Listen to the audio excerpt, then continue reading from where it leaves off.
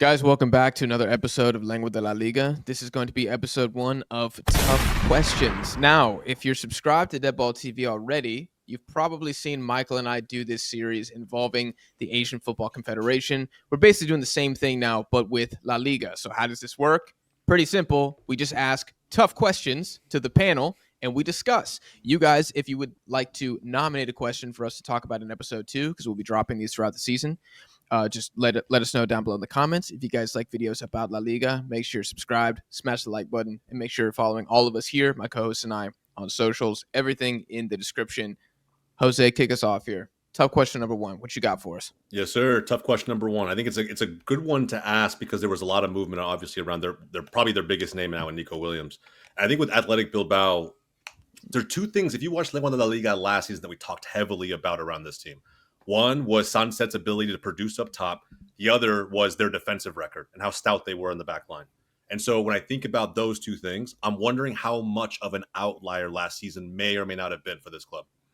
So my question is, for the panel, if Sunset can't produce the numbers he put up last season, keep in mind he pumped in 17 goals. Yeah. 17 goals, and very much an outlier. Keep in mind, he almost doubled his best season ever for Bilbao offensively.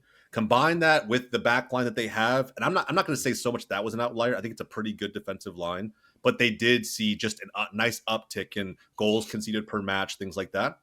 And so I want to focus on Sunset, but I think that the defensive line part of it can't be ignored.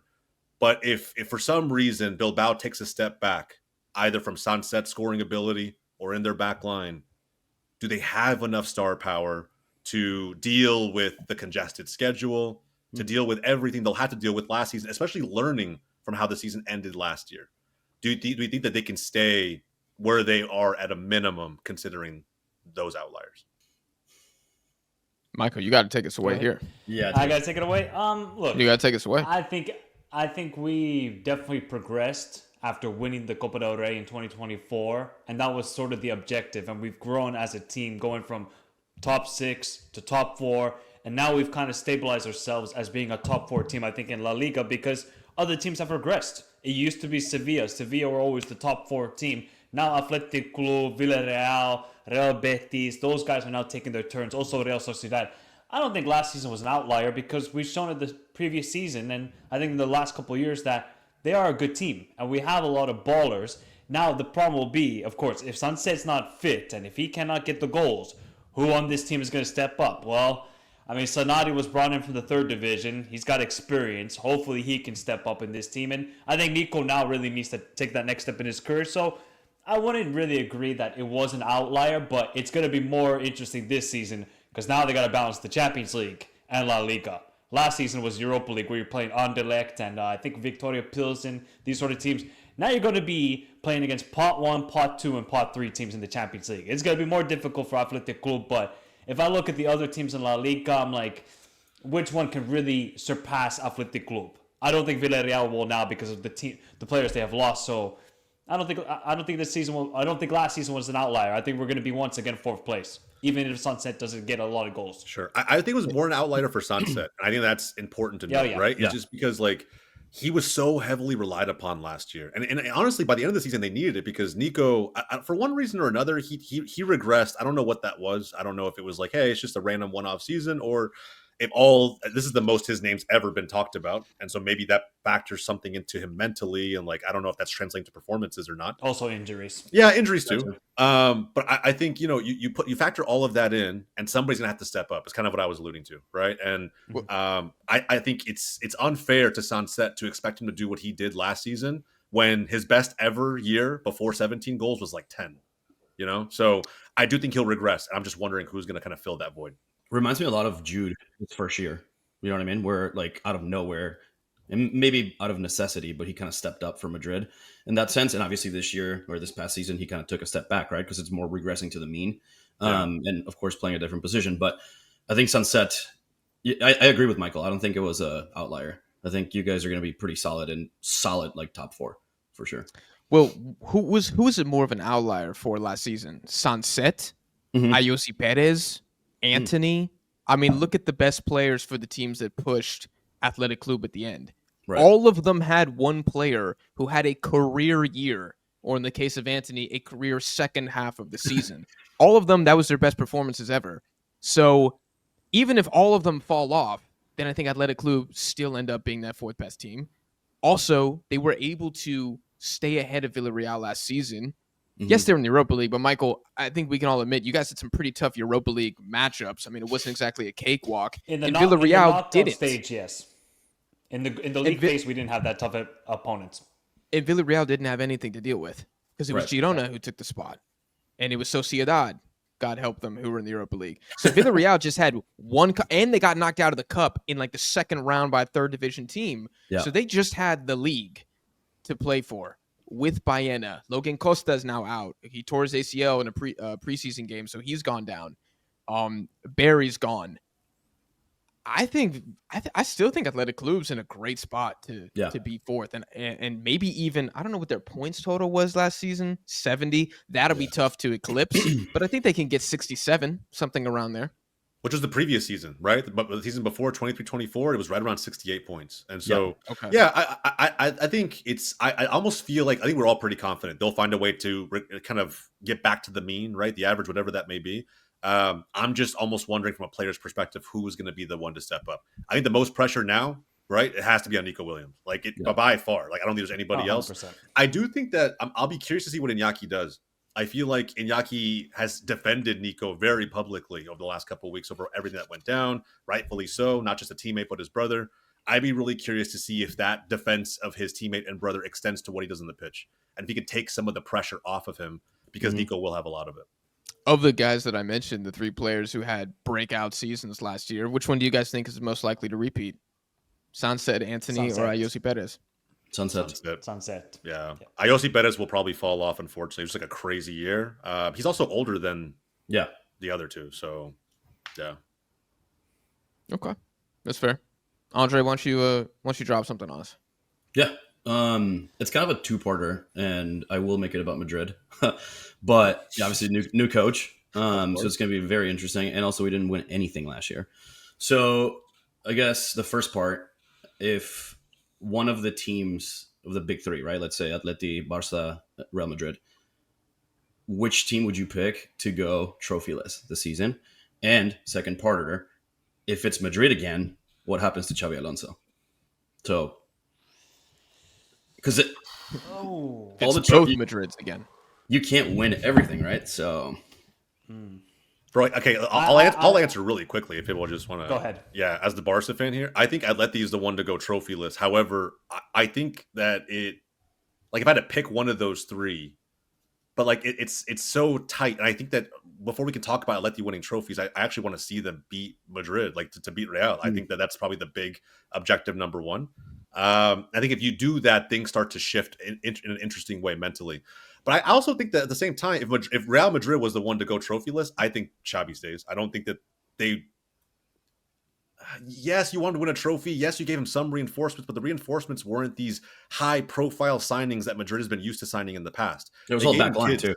Yeah, they gave him kids though. At the end of the day, Carreras is probably the only one who feels like somewhat of a sure thing.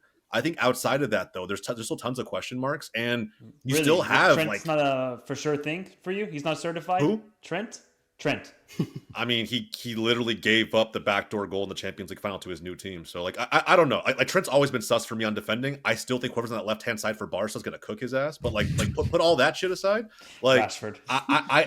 Bro. You see Rashford scored today? Should look good. I will say like it's just a scenario where even if they win nothing, I think Xabi Alonso gets some time. Like I think they're somewhat realistic over there. Is there a better manager available in this market? I don't know. No. Like it's just, and now that Raul's gone. Yeah, now that Raul's gone from Castilla, I don't see anybody else. But the bar has been set. Not Ancelotti's last season. I know that Madrid obviously had a terrible year last year, but the year before, bro, they had 95 points in La Liga. They lost one fucking game. So like the bar has been set with the previous manager. So that's the bar for Xabi Alonso. And if he doesn't get it, that next season is going to be immensely pressure filled. But I think he has time. I was going to say that Atleti are probably the most likely team to go trophyless because I think they're still trying to figure out their team and trying to get this new corporate of players to integrate into the side. It's going to take time, I think, more for Atleti. Maybe, I think next season, 26, 27 is where the pressure cooker season is for Simeone. I'm going to be honest. I think if Madrid go trophyless, he might get sacked. And there's a manager out there that they can hire after the World Cup. And it is Julian Nagelsmann from Germany. Ooh. I think if they could get him to bring him, because he's got the experience in the Champions League, he's got experience with big players. Xabi Alonso, we don't know how it's going to work out with these players. I think Xabi Alonso would be fine. If I was the Madrid president and I said, Perez, get your old ass out of here, just keep smoking the cigarettes at your house, I would say, Xabi Alonso, you got 2 years to fix this team. If I don't see any trophies in 2 years, you're sacked. Yeah. But it is Madrid. It's the most pressure job in football. Exactly. So if Xabi Alonso doesn't have his style of play, doesn't pick up any trophies, he's going to be screwed. Everybody was crying about Carlo. Oh, style of football's terrible. Style of football's terrible. Look what he did with Madrid's side last season that were ravaged by injuries. Now Xabi Alonso gets new signings, something that Carlo didn't get with the defenders. I'm expecting some performances from Xabi Alonso, and he would be under pressure if they go trophyless. Yeah, but you're right. Madrid's one of the few clubs where you could be fired for like immediately, especially if like Barca. What helps Alonso is that it will be difficult to be as terrible. Sure. Right. Yeah. Even if he loses both Classic goes 1-0 or 2-1 or something. But he swept Barca the year before. I still think like there's some of that looms here, right? With what Ancelotti did prior to last season. I know recency bias is undefeated, but like there's a bar that I think he set that I'll be honest, as a Barca fan, like I was very impressed with in 23-24. Like every game was close with Madrid, but they beat us no matter what. So it's just like one of those where I don't know. Like I on top of all of this, the one thing that separates Xabi Alonso from any other manager out there is that he's technically a Madrid legend. So I don't know if the fans will be quite as forgiving if they were just to only give him 12 months and say, fuck it, you didn't win us anything. We see a shinier toy over there. We're going to go pick that one up. I really do believe it's a scenario where it's like, hey, let's give him, like Michael said, 2 years. He gets this season and next season no matter what. And if we don't get any major results or major trophies in that time, then we got to figure this shit out because we can't waste the years that we have with some of the best cream of the crop talent in the world. Like you're not going to. And that's another thing that Xabi Alonso will have to figure out is the Vinny situation. Rodrigo, is he coming or going? Like what the hell's going on? Are you going to find someone to compliment Mbappe with? Is he actually a striker? You're going to put him on the wing? Like these are problems he hasn't really had to figure out just yet. So it will be interesting to follow. Yeah. 2 years would be the logical thing to do. Sure. But I think what Michael and I are getting at is that Real Madrid doesn't operate the same way as everybody else. Like he's not going to Brighton where it's like, you just, try to develop the players. Like, no, they want to win the Champions League right now. Yeah. They want to win the treble now. Right. So and even at the Club World Cup, you could kind of tell, right? Like every reaction, whether we got scored on or we scored, he was like wearing his emotions on his sleeve. Like he was going through it. I'm like, bro, that's just a tiny microcosm of what it's going to be like. Like he knows the pressure's there. And after not winning anything last year, because you guys paid what, 50 million for Carrera, 60 million for Hoist, we spent 45 shit for ton of money. Mastantuono. I'm sorry, if a team pays that sort of money, you expect results. Of course. Doesn't matter which team it is around the world. If Sunderland are paying all the money they are right now for transfers, their expectation is to stay up. Madrid's expectation with all the money spent is to win trophies again. Yeah. We've sacked people in one season, so makes sense. Yeah, fair enough. Guys, I got to dip on that one.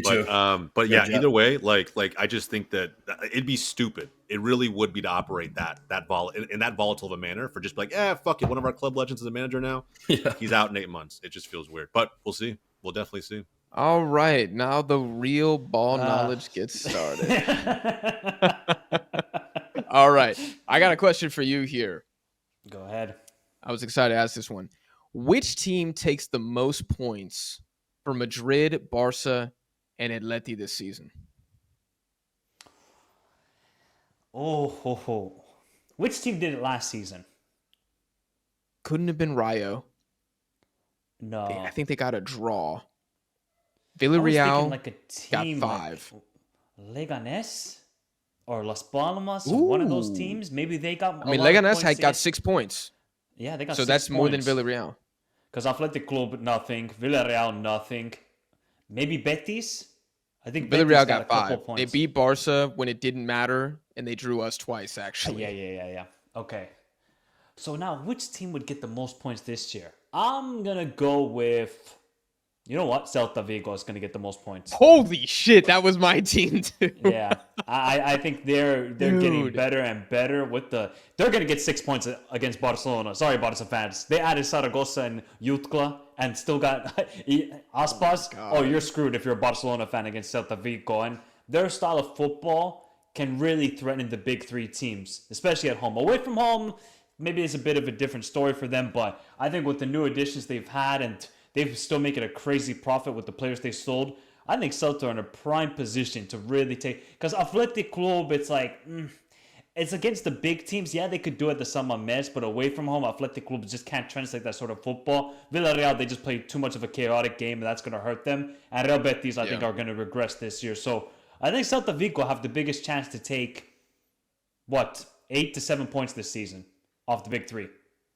I was thinking of teams that historically do well against the big three, like Celta, haunt Barcelona. Last year against Real Madrid, they lost both games, but they should have beaten Real Madrid at home. They were far better in that game. They end up losing 2-1 because they missed like 15 chances in the second half. Even in the away game, they weren't that bad, if I remember correctly. Because you said Celta, that's my number one. But I weirdly feel like Valencia is going to do well again this season because they always do well against Madrid. They always take points every season against Madrid. I think under the manager, they're going to be a bit tougher to beat at home. Barcelona is the matchup for me that I think that they're probably going to get slaughtered in that. Like if they get a draw, I think they're okay. That's been the occurrence the last couple of years that they get really slaughtered by Barcelona and Valencia. It used to be that when Barcelona went away to Valencia, it was a tough game for them, but recent times, it looks like Valencia have just regressed. Yeah, and that's the only other one that I remember. Like, they gave Atleti some tough defensive matchups last season as well. I could see them getting 2 draws against Atleti, beating Real once, and finishing on 5, and then losing. If they beat Barca this year, that'd be a massive achievement for them. Okay, interesting. You guys let us know in the comments. You got one? All right. This might be the spiciest one I could think of, and I was hoping everybody would have been here. Is Michel, the manager, most at risk of being sacked first in La Liga this season? Hear me out. He's been at the club, 3 to 4 years at Girona.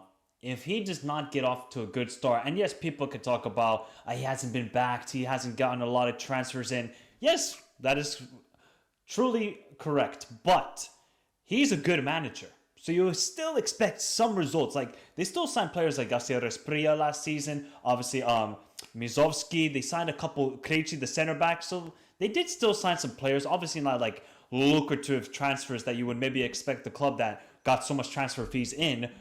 But I think Michel is under still some pressure. They had a horrible season. And the style of football, while it is exciting, was their detriment as well. So you have to be a smart manager. Otherwise, you're going to get cooked every single game. And I look at other managers around La Liga. Maybe the only other manager that's under really pressure is Almeida at Sevilla, but that's about it. I think everybody else is in a calm position. Even the relegation teams are in a calm position. I think Michel is at the biggest risk of getting sacked first, and that would suck for him and his PR, but he's got to change it up a little bit because his style of football really works when he has the right pieces. But as a manager, you also have to adapt to the players. You can't ask Daley Blind to pick. Obviously, Daley Blind is a decent footballer, but he can't play in a high line. Drop the line back. So it's going to be a tough season for Michel, and I think he is at the most of risk of being sacked first. I think it's Matias Almeida at Sevilla. Because I think Girona, I think Michel has more credit in the bank. I think the ownership knows what they're doing. I think this cannot be like a fluke that they're just selling all their players, giving no reinforcements. They know what time it is. As long as Girona stay in La Liga, I don't think they will care. This club clearly does not have European ambition. They don't want to make the Conference League. They don't care about the Europa League. They're going to just use Girona as a training ground every 4 to 5 years to bring up the next City Group footballers to be exported. So as long as Michel doesn't go down, he will be safe. With Sevilla, I actually think Sevilla, as broke as they are, do want to be a top half table side. They do actually want to do something. They do want to win games. And I think Sevilla ownership, what did they have, 3 coaches last season? They will sack It's you. a mess. It's a mess. Like, there's no security there. Michel has like a little bit of context that protects him. Almeida, if they're in the relegation zone or they're in 17th place after 10 games and they have 1 win, he's gone. He's sacked, even though he just got there, because that's how Sevilla operates. So I would put him as 1. I don't even know if I'd have Michel 2. I feel like one of the relegation teams will panic first. Who is that? I'm not sure. But one of them will panic first. Elche probably, and sack him. I'd probably put Michel at the My third thinking spot. was I think the first sacking this season will come around December, early December. And I can't lie, it wouldn't surprise me if I saw Girona like 19th or 20th.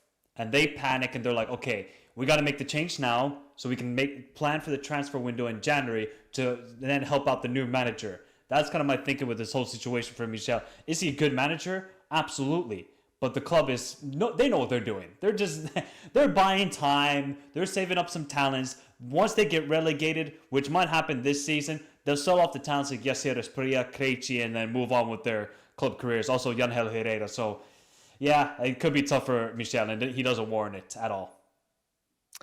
I got one more question here, and then we can part ways. Does Julian Alvarez hit 25 league goals? Actually, you know what? I had a similar question for you, so we can kind of combine this together because they're both athletic players. Will Alex Baena reach 15 assists this season? All comps or just league? League. Only league. Because I'm going to give you some stats, and then I'll answer the Alvarez shout. 24-25 season, Yamal was top assister with 13. 23-24, Baena with 14. 22-23, Griezmann with 16. 21-22, Benzema with 12. 2021, Aspas with 13. And the 19-20 season, Messi had 20 assists in the league. Just ridiculous for Messi. Alvarez, 25 goals is a lot in one season for La Liga. That would easily be his best season of his career. He's got more pieces around him. As long as he doesn't play with Storloff all the time and Storloff's just, eating up all the goals and trying to hog up them, I think Alvarez will get 26 goals. Yeah, I think Alvarez will get 26 goals. He's going to have more service. I think sometimes with Simeone, he'll probably play like Almada and Alvarez together, or Alvarez and maybe Baena together in the striker role. So I could see Alvarez just cooking with this team now. I think he's going to be in a fantastic situation, and they're going to create a lot more chances for him. I think he'll get 26 goals. Okay. He had 17 last season. That'd be +9 season over season. That's huge. Yes. That's huge. I still don't know how I feel about it. I think he's going to get like 23. Fun fact here. Do you know the last time an Atleti player had 25 goals in the league? Diego Costa. Wait. Which season was it? 13-14 or 16-17? 2014, Diego Costa had 27 goals. Yeah. An Atleti player has only had 25 goals 3 times this century. Forlan has 1, Falcao has 1, Costa has 1. That's it. So I think Falcao got close to repeating it again. I think he had 24 one season. So this would be elite company for Julian if he can do it. I think he could if we didn't have Sorloth. But because of Sorloth, I do think that he's going to get 23. And Sorloth, I wouldn't be surprised if he has 15, 16 again at the end of the season. Your Baena, I think he gets it. I think he gets it because I gotta stand on business. If he got 14 with Villarreal, if Griezmann's already got 16 with a team that was offensively less talented than what we have now. Defensively, we're worse, but offensively, we have not had this much firepower since like 2016. This is a stacked offense, especially with the additions of Baena. He has to. He's got Sorloth, Julian, Griezmann to feed, Giuliano, Almeida. He has to. Almada, he has to. He has to get 15 assists. Not to mention, if he's taking corners, he could get 5 off set pieces this season. So 10 from open play, 5 from set pieces. I would say that is his objective. If he gets like 13 or 12, I'll still be extremely happy. But I think if he stays healthy, he can get 15. Yes. Yeah, I was thinking like the range of 12 to 13 for Baena. I think that would be a really good season of his first season with Atleti with more pressure. I just checked. Falcao had in his first season with Atleti 24 goals. The next season had 28 in the league. So you kind of hope that sort of progression with Alvarez. You need to get about 9 more goals. I think that's a good objective, and I think that will then kind of feed more for Alvarez. That like, okay, let's take that next step in my career, heading into the World Cup. And also for Alex Baena, it's a World Cup year. He's got to really perform if he wants to make that Spain team because of all the competition there is in that team. So a lot of Athletic players have something to prove. The fact Baena might not make the Spain squad is crazy. Ridiculous. That's ridiculous. And Barrios too. It's disgusting. Yeah, Spain, that Spanish midfield, Godspeed trying to get in there. I mean, it's got to be like one of the toughest positions in world football to break into on the depth chart. Oh, easy. Guys, we're short on time here today, so we hope you enjoyed Tough Questions La Liga episode 1. But we'll be back with the full squad and more guests in the future for another iteration of the series. If you guys don't want to miss that and all the other videos covering La Liga here on the channel, make sure you are subscribed. Please subscribe to Michael. The link to his channel will be in the description. Smash the like button if you enjoyed. Again, drop a tough question that you want to be nominated for the next episode. We appreciate you guys for watching or listening. We'll see y'all in the next one.